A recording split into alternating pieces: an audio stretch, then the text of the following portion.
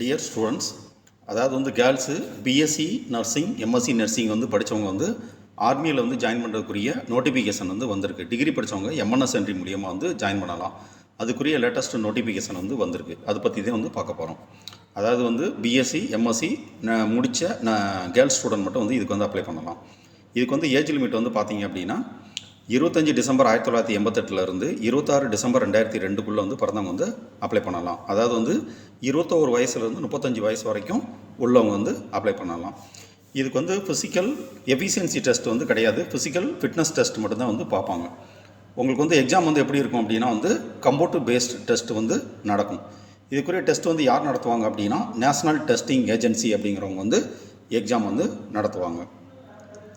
Next வந்து நீங்கள் exam வந்து கிளியர் பண்ணிட்டீங்க அப்படின்னா வந்து இன்டர்வியூ நடக்கும். இந்த இன்டர்வியூ வந்து 3 to 5 days வந்து நியூ டெல்லியில் வந்து நடக்கும். அதை நீங்கள் வந்து கிளியர் பண்ணுற மாதிரி வந்து இருக்கும்.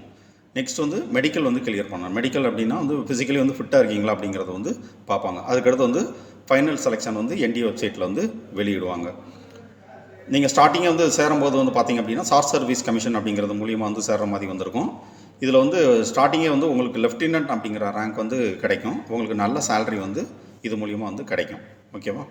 இப்போ இது வந்து எப்படி வந்து அப்ளை பண்ணலாம் அப்படின்னா www.nta.ac.in அப்படிங்கிற வெப்சைட்டில் போய் நீங்கள் வந்து அப்ளை பண்ணிக்கலாம். இதுக்குரிய ஆன்லைன் ரிஜிஸ்ட்ரேஷன் வந்து 11 டிசம்பர் 2023 வந்து ஸ்டார்ட் ஆயிடுச்சு. லாஸ்ட் டேட் வந்து 26/12/2023.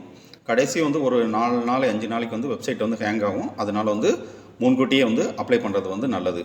மேற்கொண்டு வந்து உங்களுக்கு வந்து ரிஜிஸ்ட்ரேஷன் சம்மந்தமாக வந்து ஏதாவது இது வந்து டவுட் இருந்தது அப்படின்னா nta.ac.in அப்படிங்கிற வெப்சைட்டில் போய் வந்து பார்த்துக்கலாம். தேங்க்யூ. ஜெய்ஹிந்த்.